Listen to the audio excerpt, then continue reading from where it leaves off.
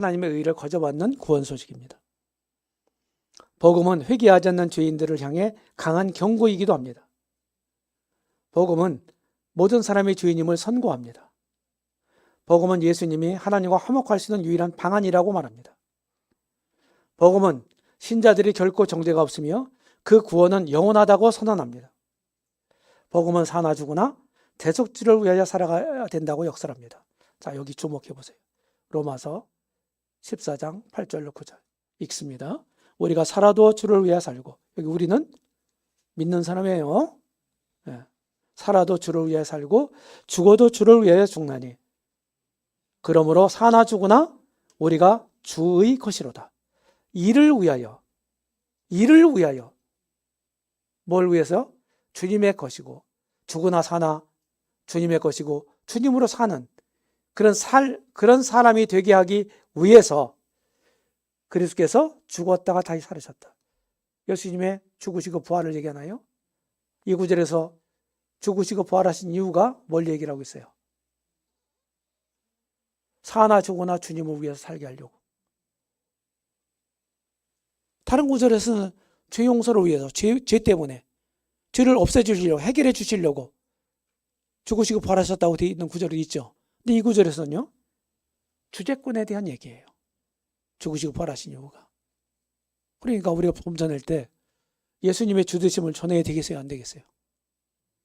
전해야 되는 거예요. 신학적인 논쟁으로 끌어들이지 마세요. 성경 말씀이 있잖아요. 뭐라고 설명할 건데요? 이 말씀을.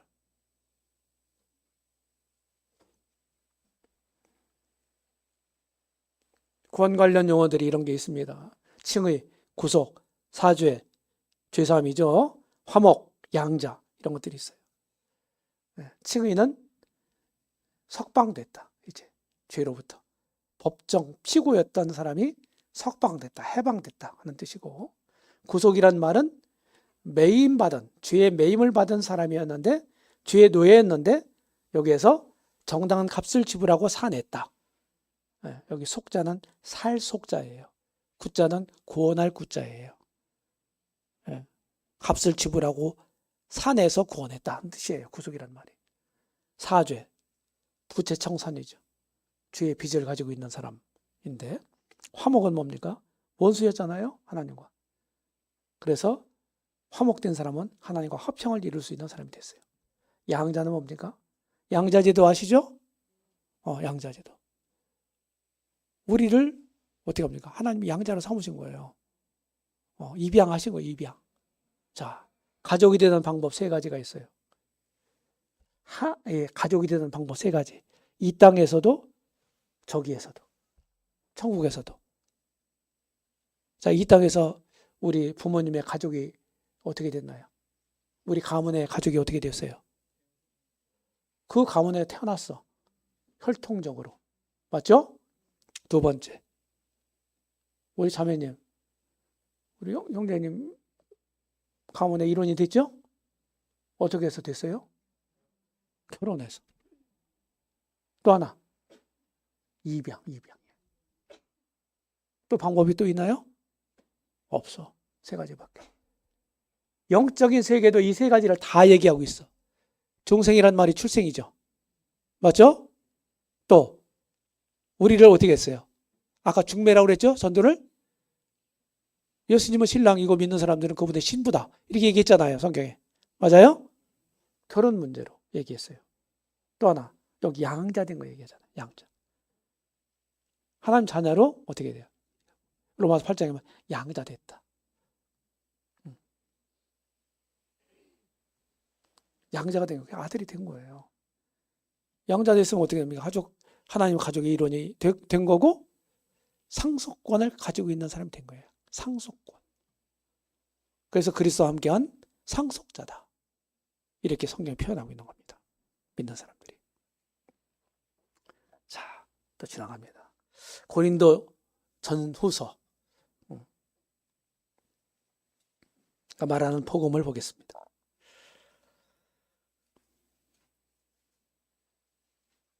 네. 자, 바울이 전한 복음 메시지 4가지예요.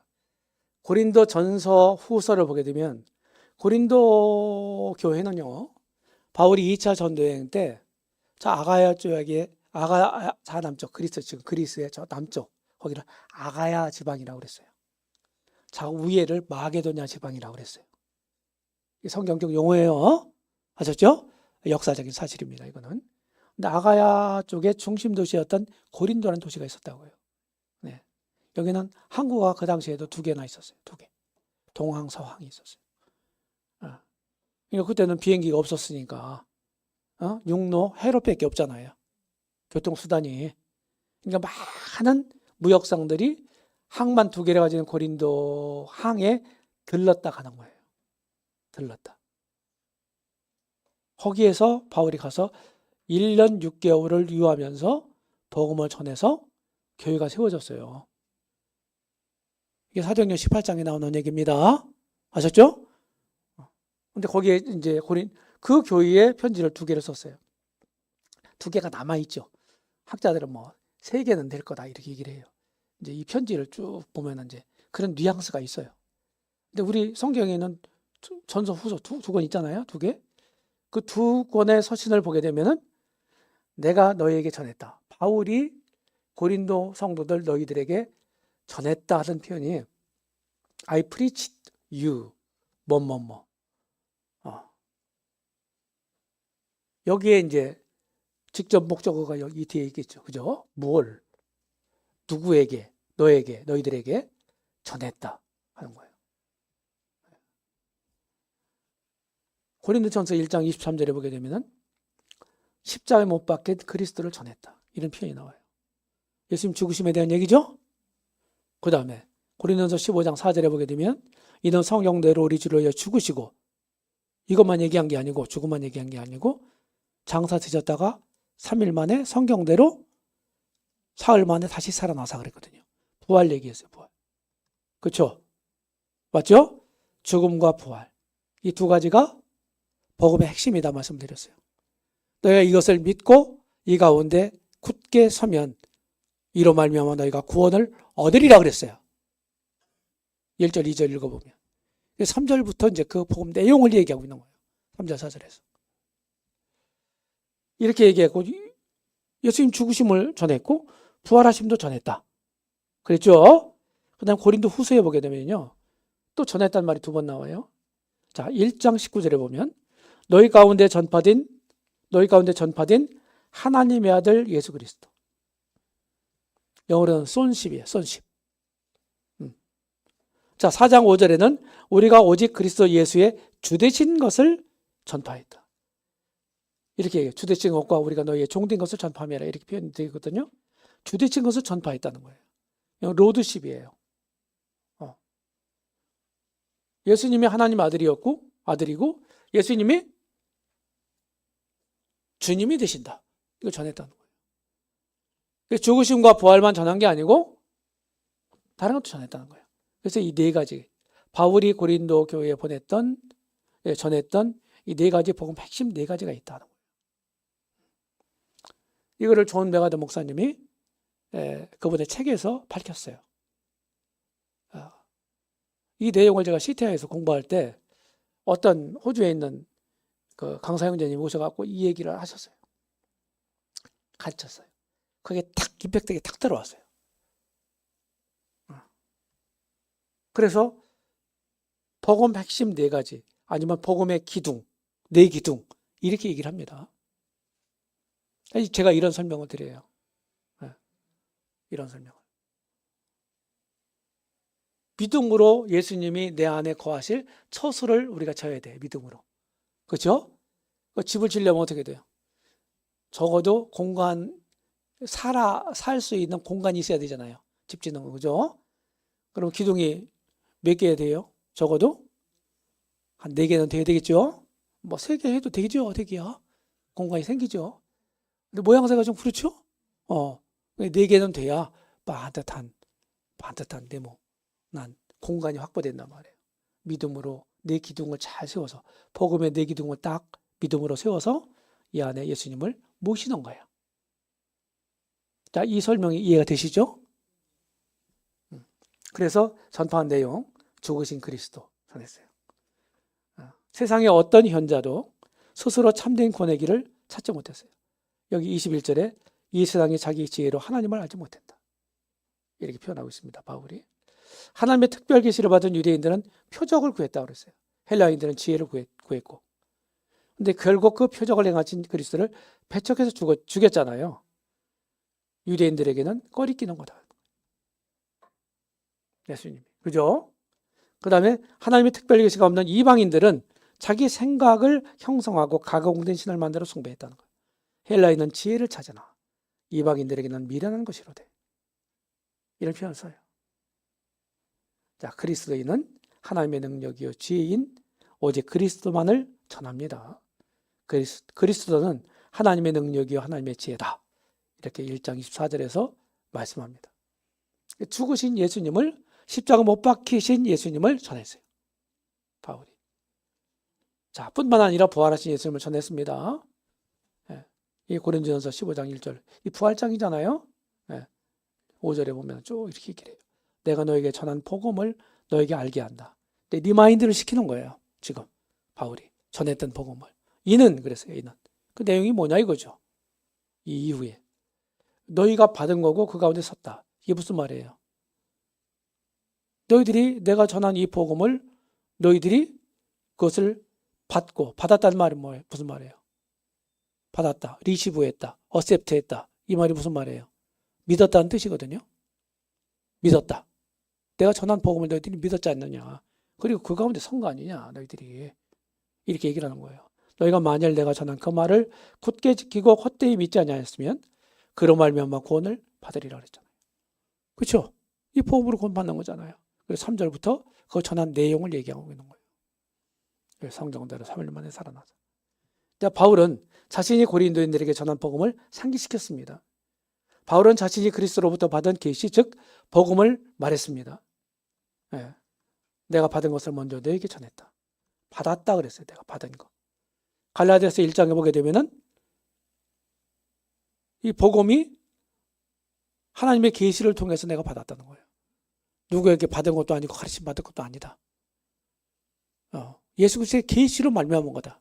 이렇게 얘기를 했어요. 그렇게 명백하게 주님의 계시로 어떤 것을 받았다고 바울이 표현하는, 명백하게 표현하는 것이 네 가지가 있어요. 1시간짜리 설교예요. 개략을 얘기하면 첫 번째 복음이에요. 두 번째 교회예요. 교회에 대한 진리. 복음 진리, 교회 진리. 그 다음에 세 번째는 주의 만찬에 대한 거. 그 다음에 휴거에 대한 거. 이 네 가지 명백한 편이 있어요. 바울은 이 팩트에 이 사실에 대해서 수많은 증인들이 현존한다고 얘기하는 거예요. 500의 형제 일시에 보이셨고 그 중에 태반이나 살아있다고 그랬어요. 그렇죠? 그러니까 거짓말 할 수가 있는 게 아니죠. 이 상황에 바울이. 증인들이 절반이나 살아있는데 그 태반이라고는 한 200명 이상 됐던 거 아니에요? 그죠? 250명, 500명이라고 했으니까. 그러니까 이 거짓을 증언할 수가 없어요.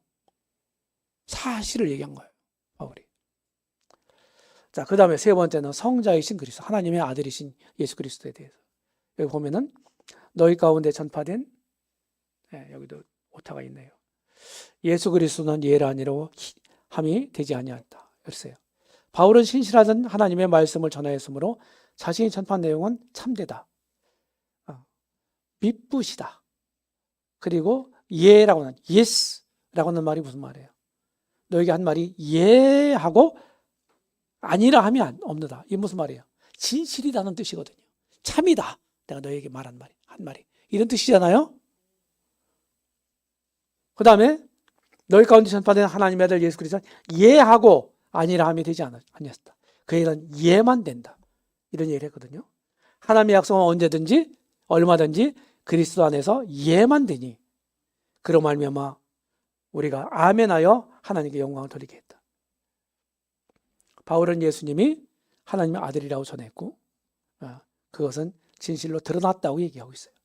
바울은 믿음으로 그리스도 안에 있는 자들에게 주신 하나님의 약속은 틀림이 없는 참이라고 강조합니다.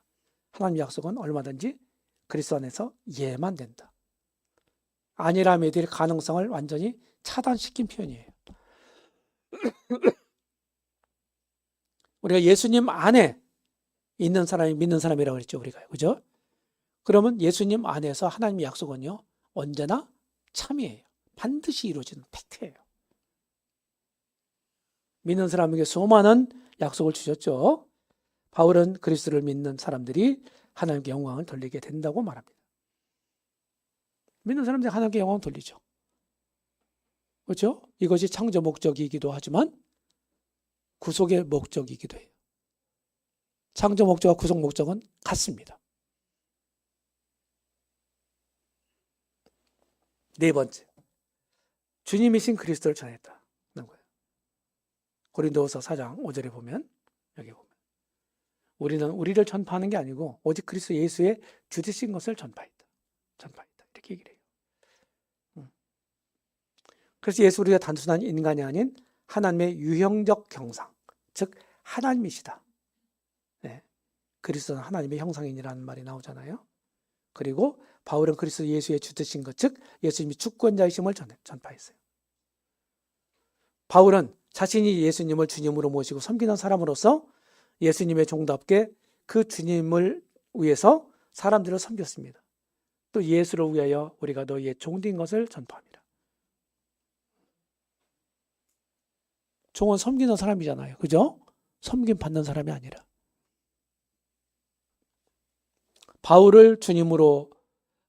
예수님을 주님으로 삼은 사람들은 어떤 사람이에요? 예수님의 종일 뿐만 아니라 모든 사람의 종이기도 해야 돼요. 마가복음 10장 44절에서 서로 누가 크냐 막 다투는 노중에 길을 행하면서 노중에 제자들이 막 다투잖아요. 주님이 쭉 말씀하세요. 세상 사람들은 상전에 앉아있고 이렇게 섬김을, 위에 높은 사람이 다 아래 사람들의 섬김을 받지만 너희는 그렇지 아니하니 그랬어요. 너희는 그렇지 않다. 역설을 얘기하는 거예요. 세상의 역설. 그래서 44절에 보면 뭐라고 얘기해요? 모든 사람의 종이 되어야 하리라. 저는 청년 때 그 말씀을 깜짝 놀랐어요. 제가 지난번에도 얘기했죠. 깜짝 놀랐어요. 내가 주님의 종이 살아야 되지. 이런 생각 가지고 있었어요. 청년 때도. 그런데 그 말씀을 읽으면서 깜짝 놀랐다니까요. 종은 권리가 없어요. 그럼 무슨 대가를 바라는 것도 아니에요. 섬기고 나서 종이 무슨 싹을 바랍니까? 아니요, 없어요. 섬기는 게 다예요. 그냥 거기 끝. 누가복음 17장 10절에서 주님 뭐라고 말씀하셨어요? 종들에 대해서. 주인이 명한 것을 다 행한 후에 돌아와서 종이 고백하는 게 뭐예요? 우리의 하여야 할 일을 한 것뿐이라. 이게 종의 대답이에요. 우리의 하여야 할 것을 한 것뿐이라. 이게 진정한 종이 할 수 있는 대답이에요. 유일한 대답. 더 이상 없어요. 진짜 예수님이 주님이십니까? 대답이 없네. 진짜 주님 맞아요? 그럼 그 얘기는 무슨 얘기예요? 예수님을 주님으로 섬긴다는 말은 우리 주님이 모든 사람들이 죽으셨잖아요. 그렇죠? 그러니까 모든 사람들의 종이 되어야 되는 거예요. 주님이 종이 되셔서 우리 섬겨주신 거예요. 자기 목숨으로. 그럼 주님처럼 행해야 되잖아요. 이 논리도 맞잖아요. 맞죠? 종은 싹스를 바라거나 대가를 바라거나 대접받거나 칭찬받거나 이런 목적을 가지지 못해요. 종은요. 할 일을 하는 거예요. 종으로서. 이게 저와 여러분들이에요.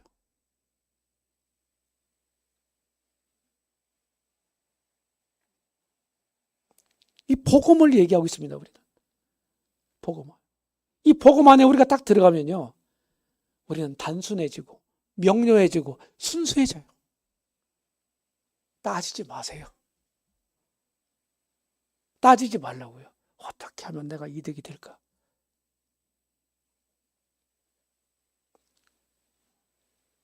진짜 주님의 사랑을 아는 사람은요, 은혜를 입은 사람은요, 이해타산적이지 않아요. 내가 해야 할 일을 하는 것뿐이에요.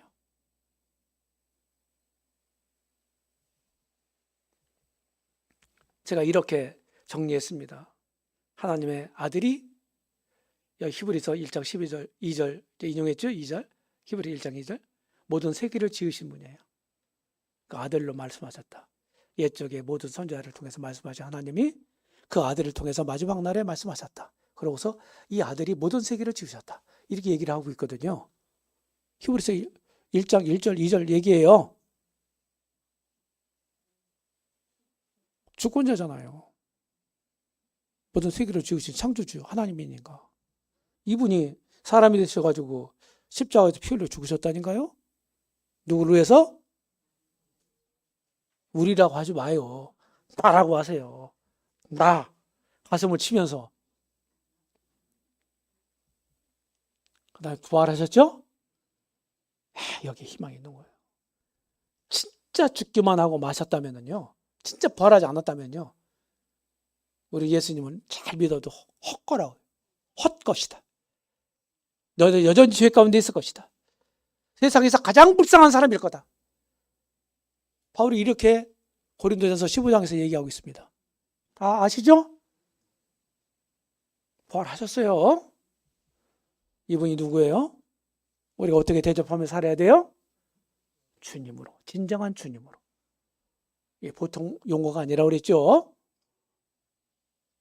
초대 그리스도인들이요. 로마 황제들이 모든 자기 제국에 속한 사람들에게 황제 보고 주님이라고 부르라고 그랬어요. 자기가 주님이라고. 큐리오스라는 말로. 큐리오스라고 부르라고 그랬어요. 그러니까 그리스도인들이, 참된 그리스도인들이 그 말에 순종할 수 있었어요? 없었어요? 황제의 명의인데도 할 수 없었어요. 그러니까 여러 이유로 핍박이 왔지만 초대 그리스도인들에게 이것도 한 가지 큰 이유다. 내 말을 무시해? 내가 큐리오스가 아니야? 하라면 해야지? 로마 황제는 그런 마음이었을 거라고요. 그러니까 그리스도인들은요. 로마 황제가 아닌 다른 큐리오스가 있잖아요. 맞죠? 그러니까 할 수가 없는 거예요. 두 명이 있을 수 없어. 큐리오스는. 절대 주권자 한 명밖에 없는 거예요. 그 말을 용납할 수가 없었어요. 우리 믿음의 선배들은요. 선진들은.